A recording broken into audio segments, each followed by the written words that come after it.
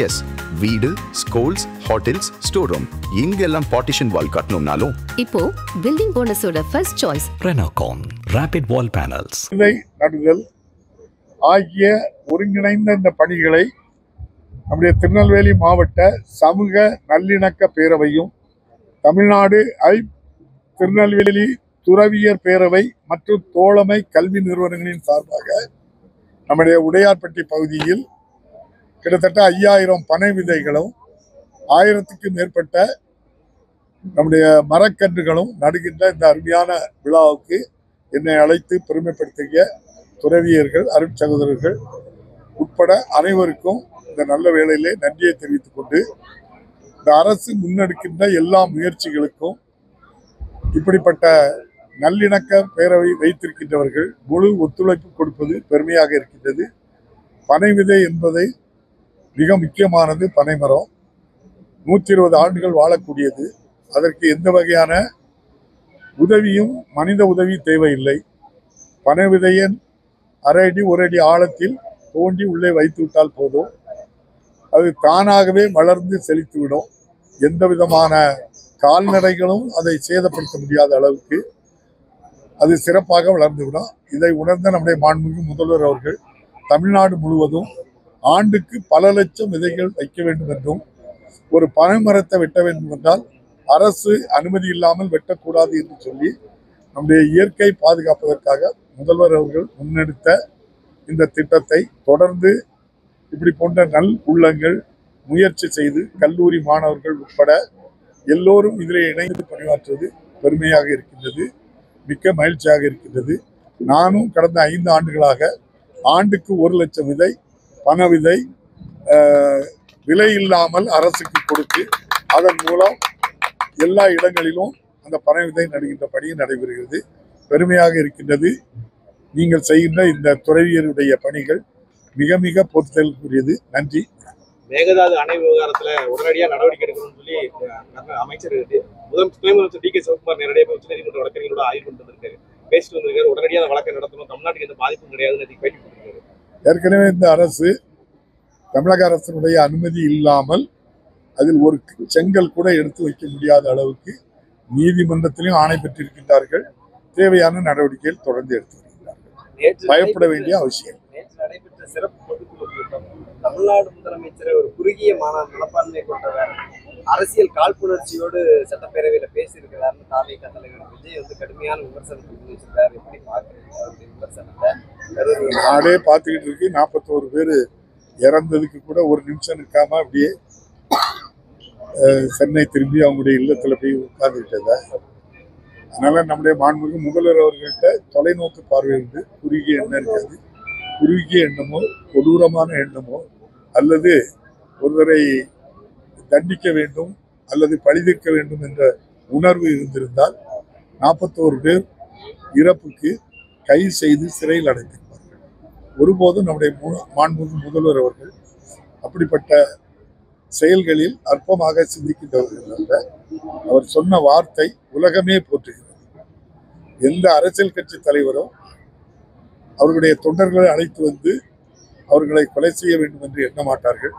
அந்த அடிப்படையில் தான் நான் விஜயை பார்க்கிறேன் என்று எவ்வளவு பெருந்தன்மையான வார்த்தையை சொல்லி, அரசு என்ன கடமை செய்யணுமோ இரவு தூங்காமல் அந்த பாதிக்கப்பட்ட பல 100 பேர்களுக்கு மருத்துவமனையில் நல்ல சிகிச்சை கொடுத்து, இறந்தவர்களுடைய உடலுக்கு மரியாதை செலுத்தி, குடும்பத்துக்கு நிதி ஆதாரமும் கொடுத்து, உலக அளவில் இந்த விஜய் பிரச்சனை நம்முடைய 41 பேர் இறந்த அந்த சம்பவத்தில் மாண்புமிகு தமிழக முதல்வர் நடந்து கொண்ட முறையை உலகமே பாராட்டுகின்றது.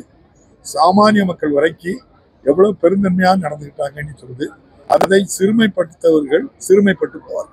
சட்டமன்றத்துல அவை நாகரிகம் தெரியாம கேலியும் கிண்டலுமா அந்த கருவு விவகாரத்தை பேசினாங்க.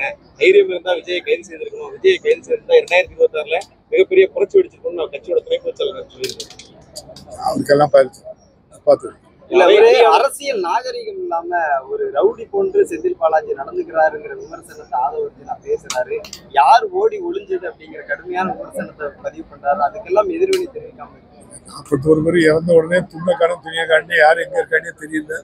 ஓடி ஒழிச்சவங்க அந்த தலைவர் முன்னிலையில அங்க இருக்கவங்ககிட்ட நானும் ரவுடி தான்னு சொல்லி வடிவேல் சொன்ன மாதிரி சொல்லியிருப்பாங்க. அதெல்லாம் பெரிய விஷயம்.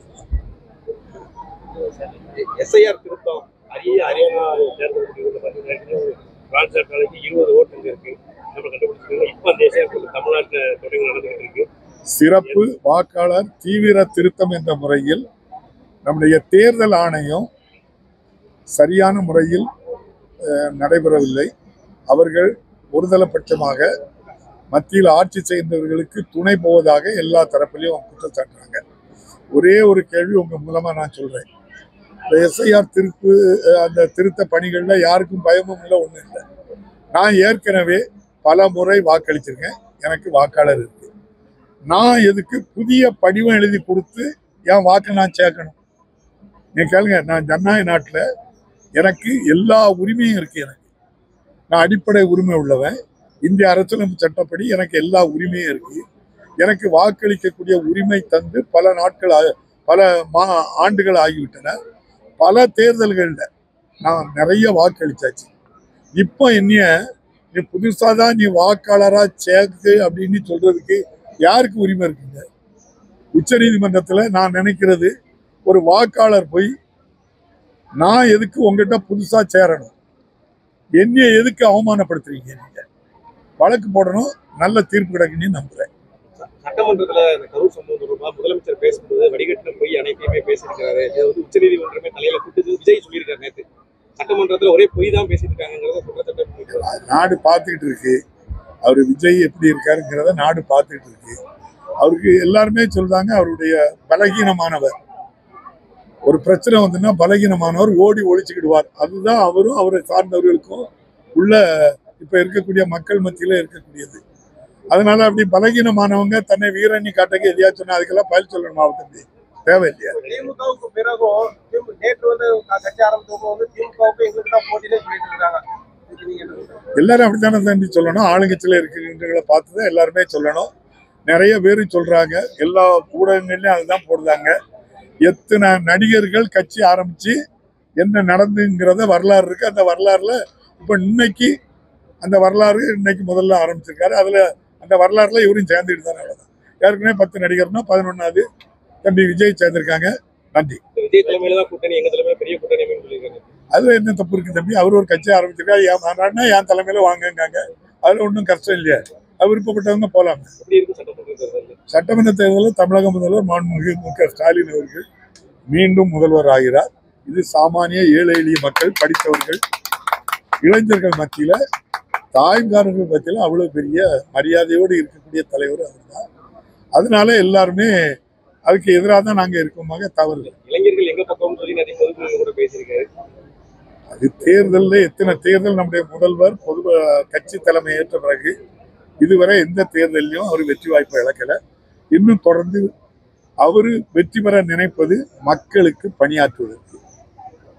இவங்க எதுக்கு வந்திருக்காங்கன்னு சொல்லி நீங்க தான் கேட்டு அதை எங்கிட்ட சொல்றது. நன்றி.